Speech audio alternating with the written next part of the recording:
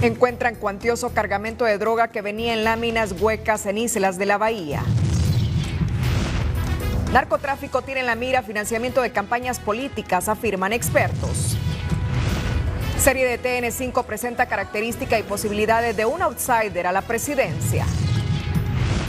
Homenaje póstumo a Hugo Chávez desata incómodas reacciones, pero Lobo lo justifica. Confirman muerte de misionera haitiana a causa del virus de la influenza H1N1.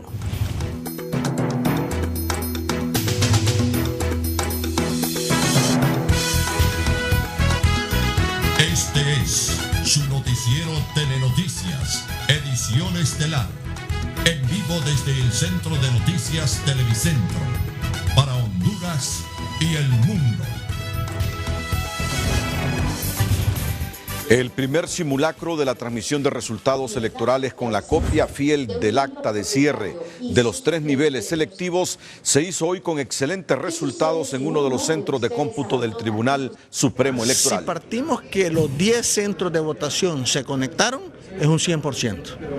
Lo que sucede es que no podemos partir con esa expectativa del 100% porque es una muestra pequeña. Tenemos que ir ampliando la muestra, tenemos que ir forzando el sistema, tenemos que irlo probando, pero por la víspera se conoce la fiesta. Y hoy hemos empezado bien, lo razonable es que terminemos excelentemente bien. Hoy la prueba funcional se realizó en 10 puntos de la capital, que operarán el día de las elecciones como centro de votación. El simulacro obtuvo una calificación del 100% y en los próximos días vienen 2 ensayos más a nivel nacional. Muy buenas noches, Honduras. La noticia del día es presentada por Claro, claro que sí. La Organización de Estados Americanos confirma certificación del proceso electoral, designa al auditor responsable y llama a los políticos a no manosear los resultados en las mesas electorales. El jefe de la misión electoral de la Organización de Estados Americanos, Enrique Correa, hace público el compromiso que estampó ayer frente al Pleno de Magistrados del Tribunal Supremo Electoral. Hemos tomado un acuerdo con el Tribunal Supremo Electoral y hemos decidido hacernos cargo de la auditoría del sistema de transmisión de resultados. Y no se trata solo de observar el antes, durante y después de las elecciones generales. Verificar los resultados implica meterse de lleno en busca de la transparencia y para tal fin ya se nombró a un experto internacional en informática para seguir de cerca este proceso. Hemos designado a un perito informático que será el auditor, Arsenio Cardone, perito informático argentino. Nuestra misión será verificar el buen funcionamiento del sistema, el buen funcionamiento técnico, su transparencia y su capacidad de soportar fuertes cargas de información. Pero la misión electoral de la OEA se adelanta a decir y casi advertir que ningún esfuerzo tecnológico del tribunal, más el acompañamiento internacional servirá si los políticos del patio local contaminan el agua en las urnas. Mucho de esto que estamos aquí trabajando, mucho del sistema de transmisión, puede fallar si las actas están mal hechas. Y las actas van a estar mal hechas si los partidos no cumplen con su obligación de capacitar a los integrantes de la mesa que participan en estas mesas en su representación. Desde hoy los enviados de la OEA empiezan a trabajar en el proceso electoral y antes de esta declaración entraron a verificar el primer simulacro de la transmisión de resultados por la vía del escáner para el próximo 18 de noviembre, 6 días antes de las elecciones generales. Darán un informe definitivo de la validez y también la confianza del equipo de escaneo. El Tribunal Supremo Electoral inauguró hoy el programa de capacitación virtual, una ventana para instruir al menos a 62,000 miembros de mesas electorales. Estamos lanzando lo que es la capacitación virtual, abierta a todo el pueblo, sin discriminación para nadie, donde se pueden seguir paso a paso todo lo que se requiere para saber cómo se instala una mesa, cómo se funciona durante la votación y cómo se funciona durante el escrutinio. Esta capacitación tiene un costo de $1.200.000 que aporta la Agencia de Estados Unidos para el Desarrollo Internacional USAID. Este mismo día se entregó a los representantes de los 9 partidos políticos el primer lote digital para que ellos capaciten a sus... El presidente Lobo dijo hoy en San Pedro Sula que respeta las encuestas, pero que no le preocupan, a pesar que el último estudio Sid Gallup indica que el 48% de los hondureños califica de muy mal su desempeño en la presidencia. El gobernante aprovechó la temática para hacer sugerencias a los políticos en contienda. Lo que les sugiero a los políticos es que revisen todas las encuestas, que manden a hacer su propia encuesta, para que no se engañen, ¿verdad? Porque a veces algunos andan soñando ahí y después de las elecciones ahí quedan que yo no gané y que me hicieron fraude. Pero uno tiene que saber a dónde está parado. Entonces yo lo que puedo sugerirle a todos es que hagan sus revisiones, que vean dónde están parados y que no esperen milagros. Es decir, que no esperen milagros. Aquí ya se sabe quién puede ganar, no nos engañemos. El mandatario expresó su satisfacción con la cercanía de las elecciones, recordando la difícil situación que heredó de las anteriores administraciones.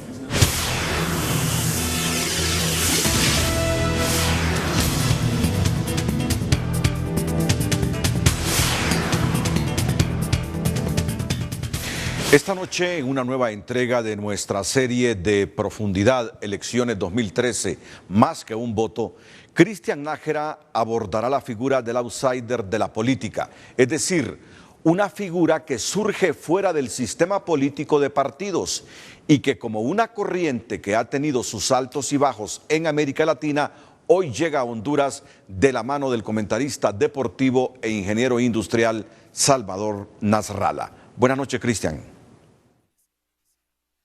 Buenas noches, compañeros. En efecto, la figura del outsider tuvo su inicio en los años 90 en América Latina y hoy les detallamos qué caracteriza a estos líderes mesiánicos que a veces se creen enviados de Dios. Veamos. Por primera vez en más de 30 años de retorno formal a la democracia, Honduras enfrenta en este proceso electoral del 24 de noviembre la presencia de un candidato que surge fuera del sistema político de partidos y se les llama outsider. Aquí la figura del outsider la encarna Salvador Nasralla, fundador y candidato del partido anticorrupción PAC. El fenómeno de los outsiders no es nuevo en América Latina ni en el mundo.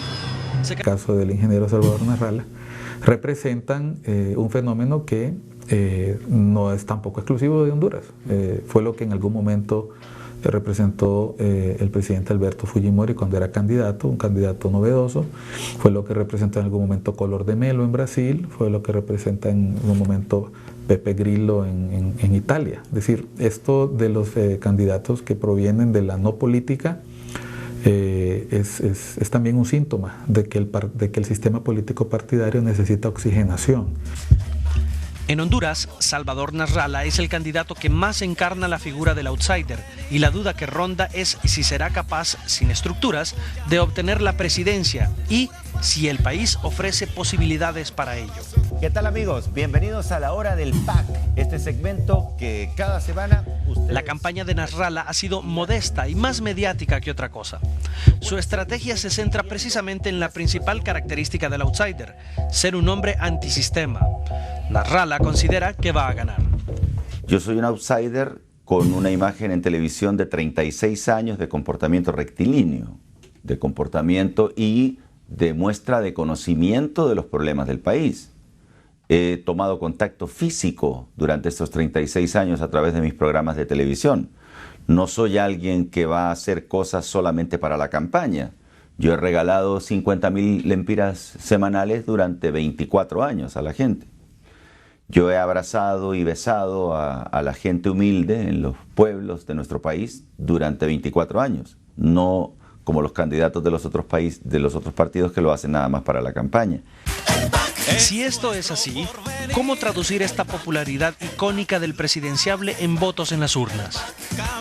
Venimos dentro de un proceso electoral con cierto cansancio de parte de la ciudadanía.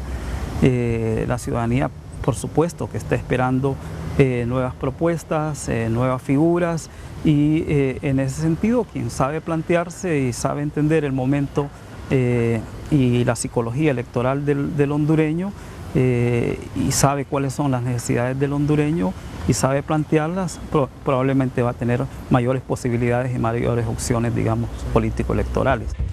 El 24 de noviembre se conocerá qué tanto Nasrallah pudo interpretar esa psicología electoral para obtener la presidencia.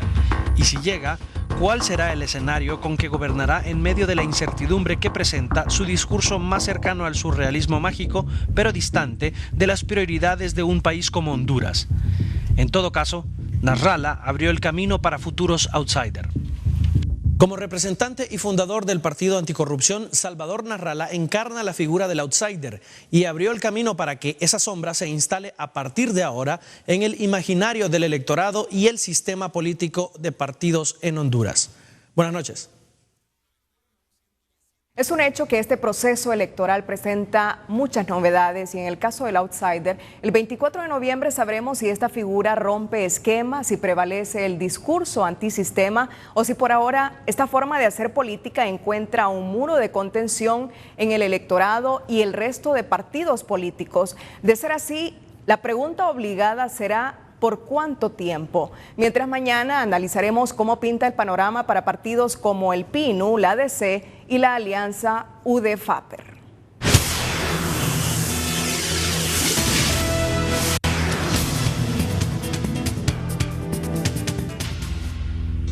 Universidad Autónoma y grupos de sociedad civil demandan de los presidenciables revelar los nombres de las personas que los acompañarán en el gobierno. Los detalles más adelante.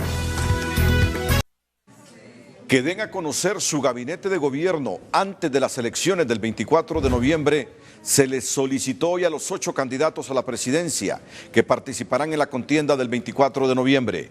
Que se conozca el nombre y perfiles de quienes integrarán el próximo gabinete es la campaña que hoy lanzó la Universidad Autónoma y varias instancias civiles a fin de que los electores conozcan los rostros de quienes gobernarán Honduras antes de las elecciones. Hay secretarías de Estado que son sensibles en este país, como ser educación, salud, seguridad, SOPTRAVI, la DEI, finanzas, el INA. Son secretarías que han estado también en medio de escándalos de corrupción y que lamentablemente muchos de los funcionarios de esta secretaría no han hecho un trabajo digno, un trabajo que verdaderamente nos tenga a nosotros soñando que hemos ganado. Los organizadores de la campaña FOPRIDE, Cáritas, Confraternidad Evangélica, Alianza por una Sociedad Más Justa, Grupo de Sociedad Civil, Visión Mundial y la Universidad Autónoma esperan tener impacto entre los presidenciables. Si ellos están recibiendo fondos en la campaña fuertes de personas que quieran hacer negocios con el país, negocios ilícitos en el país, no lo van a decir. Si ellos quieren ganar elecciones para gobernar el país con gente honrada y competente, sí lo van a decir. Mediante una plataforma en redes sociales, los electores podrán opinar sobre quiénes pueden ser los nuevos funcionarios y una vez concluidos los comicios generales, se solicitará al presidente electo que escoja a las personas con las mayores capacidades y honradez. El riesgo de una democracia financiada por el narcotráfico y el crimen organizado por medio de las campañas políticas fue advertido hoy en un encuentro entre sectores sociales y especialistas en temas de financiamiento de campañas políticas de El Salvador. En el caso hondureño se aseveró que los varones de la droga incluso podrían estar ya detrás de diputaciones y gobiernos locales, siendo su próximo foco la presidencia del país. Pero que estamos en un enorme peligro, sí lo estamos. Sectores de la sociedad civil advierten del peligro que Honduras se convierta en un estado fracasado. Nadie puede negar, y sería un pecado negarlo, la presencia activa del crimen organizado en todo ese proceso. De diversas formas. Participación directa. Hoy tenemos candidatos a alcaldes, candidatos a diputados en las planillas, como una forma fácil, sin muchas complicaciones, de apoderarse del Estado de Honduras. La falta de controles para exigir la transparencia y rendición de cuentas de los partidos políticos facilita el dinero sucio en la campaña y el financiamiento externo que prohíbe la ley electoral. De todos es conocido que hay ONGs que están apoyando directamente a determinados partidos políticos y esto se hace a la vista y paciencia del Tribunal Supremo Electoral y son ONGs que en algunas de ellas extranjeras. El dinero sucio, además de provocar una competencia desigual entre los candidatos, conduce al debilitamiento institucional del país. Dejar de ser un Estado democrático, aclaro, formalmente democrático, para convertirse en un Estado fallido, fracasado. La infiltración del crimen organizado en los partidos políticos es un flagelo que afecta a los países centroamericanos, según el periodista salvadoreño Ricardo Baquedano, editor del periódico digital El Faro. Lo que sí hemos encontrado es vínculos concretos entre clase política, entre políticos relevantes y crimen organizado, incluso organizaciones de narcotráfico que trafican cocaína. Y eso creo que son indicios claros de por dónde puede haber una amenaza de penetración del Estado, de las instituciones del Estado o de los gobiernos. Ante esta situación se proponen reformas urgentes a la Constitución y a la ley electoral, con el fin de obligar a los partidos a transparentar la procedencia de sus recursos. Tenemos que ver qué es lo que vamos a hacer con las campañas. Vamos a seguir dejando abierto de que cualquier partido puede gastar lo que se le antoje en una campaña. No deberíamos de ir ya pensando en ponerle topes de gastos. También se demanda reducir el tiempo de las campañas para evitar el financiamiento del dinero de dudosa procedencia. Evelio Reyes y la Iglesia Vida Abundante demuestran una vez más su capacidad de convocatoria en los políticos hondureños al asistir esta noche los 8 candidatos presidenciales a una jornada de reflexión espiritual. Más adelante tendremos la información. En otra noticia, en el mundo en TN5, la pobre vida de la rica Venezuela, hundida en la inseguridad y con un pueblo que se agrede por un pedazo de pan. Germán, buenas noches.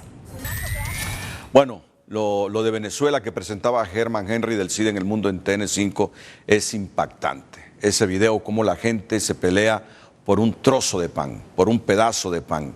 Es difícil explicar cómo el país ha podido dilapidar una fortuna más de 15 veces mayor a la requerida para la reconstrucción de Europa después de la Segunda Guerra Mundial. Eso está pasando esta semana en Venezuela. Durante el mandato de Hugo Chávez, los ingresos de Venezuela fueron más cuantiosos que aquellos recibidos en los 40 años que le precedieron, según cifras del Banco Mundial.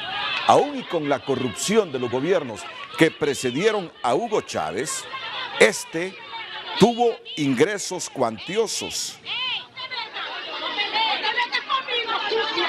más que los que hubo en los 40 años de los gobiernos que le precedieron.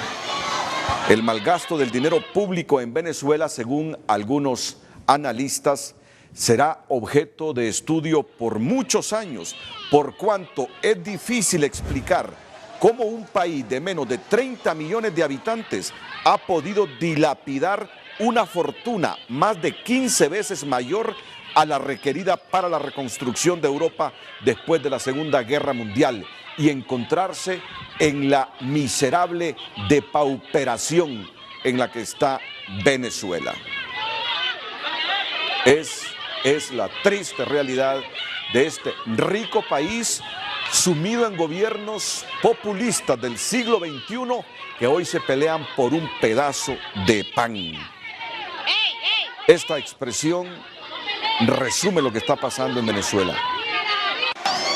Lo difícil que es explicarse cómo el país ha podido dilapidar una fortuna más de 15 veces mayor a la requerida para la reconstrucción de Europa después de la Segunda Guerra Mundial.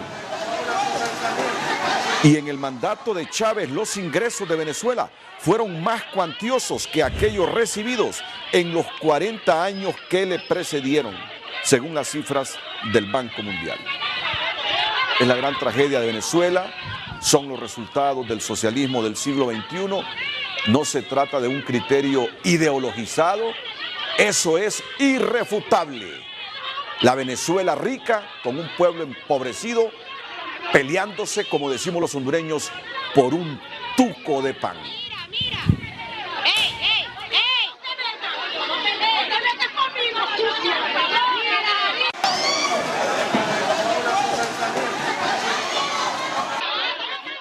Siempre sobre Venezuela, el presidente Lobo aportó más detalles hoy sobre su viaje a esa nación y el reconocimiento póstumo al expresidente Hugo Chávez Frías. Tras el anuncio de que el presidente Porfirio Lobo viajará en los próximos días a Venezuela a rendir un homenaje póstumo al fallecido presidente de ese país, Hugo Chávez, las reacciones no se hicieron esperar. Algunas razones tendrá él, pero en lo particular no compartimos, pues sabemos que la influencia del expresidente Chávez, en paz descanse, ¿verdad? No trajo buenos resultados para Honduras y para el pueblo hondureño en general. Dirigentes obreros también reaccionaron. Pero yo creo que como persona y como gobierno, creo que me parece que sí es por esa vía de agradecer algunos favores que ha recibido, me parece que es correcto. Lo contradictorio aquí es que la política del gobierno en el poder esté atacando a Nicolás Maduro, a sus políticas y al mismo Partido de Libertad y Refundación Libre, que es el partido que nace a partir del golpe de Estado. Sin embargo, el mandatario, que precisamente hoy recibió en San Pedro Sula un homenaje de la comunidad palestina por su apoyo en cuanto a relaciones diplomáticas, dijo que el reconocimiento que entregará a la familia de Chávez forma parte de 5 homenajes a presidentes y expresidentes que apoyaron el país de distintas maneras tras los acontecimientos derivados por la salida del expresidente Manuel Zelaya en el 2009. Y recuerden que al final, en Cartagena de Indias, en Colombia, el presidente Hugo Chávez de Venezuela, que de Dios goce, y el presidente Santos dieron el toque final para que Honduras retornase a la OEA. No se puede no agradecer a alguien por lo que ha hecho, porque si ustedes, uno que es presidente y que vivió la dificultad que vivimos los hondureños, que 2 presidentes al final permitiesen, mediante su labor y acuerdo, que regresásemos a la OEA, sinceramente les digo, no podemos dejar de agradecerlo a los hondureños. Según la designada presidencial, este reconocimiento no tiene ningún contexto político o ideológico. Lo que el presidente Lobo tiene en mente es reconocer el apoyo que tuvieron a su gobierno, a Honduras, al pueblo hondureño, en un momento crítico de la historia. Ya las campañas y el otro tema, pues son momentos diferentes. El presidente se está ubicando justamente en ese momento tan difícil y de aislamiento en que vivió Honduras y que ahí le tocó enfrentar. Se espera que en el mes de diciembre el presidente de Colombia, Juan Manuel Santos, visite el país para entregarle el mismo reconocimiento que ya lo recibieron los expresidentes Leonel Fernández de República Dominicana y Álvaro Colón de Guatemala, así como el presidente Ricardo Martinelli de Panamá. Zulma Tomás, Telenoticias. Y depurar el Congreso Nacional. Vota en la casilla 162. PINU Socialdemócrata, comprometidos con Honduras. El secretario de Educación informó hoy que ante la negativa de Roberto Ordóñez, director destituido del Instituto Central Vicente Cáceres, en abandonar el centro educativo, procederá a cambiar las cerraduras del colegio para que no vuelva a ingresar porque ha sido despedido. Nosotros somos altamente tolerantes, vamos a esperar hoy la reacción de la Fiscalía y hoy el área de bienes hará el cambio de avines correspondientes para instalar en los días próximos al próximo director, para que quede evidencia de todo el procedimiento abierto que la Secretaría ha tenido, amparado en el derecho que tiene de vigilar que los inmuebles son del Estado. ¿Quién es el nuevo director? El secretario es el último interno que tiene la posibilidad, pero creemos que no lo va a aceptar porque son del mismo grupo. Entonces vamos a habilitar un asistente técnico de la Secretaría. Ordóñez insiste en que abandonará las instalaciones del Instituto Central hasta que un tribunal de sentencia emita un fallo que legalice su destitución.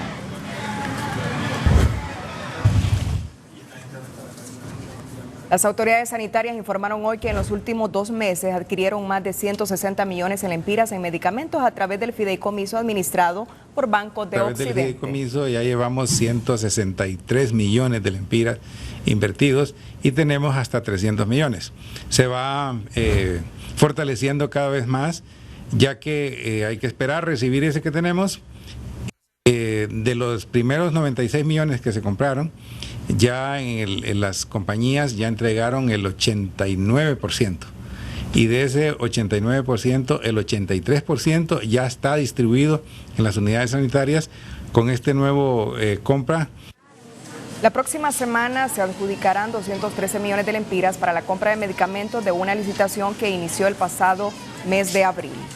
Las autoridades de salud confirman la primera muerte a causa de la influenza H1N1 y se trata de una misionera haitiana quien murió el fin de semana en un centro privado de la capital, por lo que se recomienda a todos los hondureños empezar a tomar medidas de precaución. El secretario de Salud confirmó hoy la primera muerte por influenza H1N1 en el país. Se trata de una misionera haitiana quien falleció el fin de semana anterior en un hospital privado de la capital. Hay una persona haitiana que es confirmado que muere de H1N1. Ella venía procedente de Miami, no tenía vacuna, no se había vacunado y también tenía una enfermedad crónica que la hacía también vulnerable a ella. También tenemos una persona que está identificada como que está enferma por H1N1, hospitalizada en el Hospital del Tórax. Las autoridades por ahora piden una tregua a los saludos con besos o apretones de manos a personas con síntomas de gripe. Taparse la cara con el antebrazo al momento de estornudar, lavarse las manos de manera frecuente, no asistir a centros cerrados de concentración de personas, entre otros.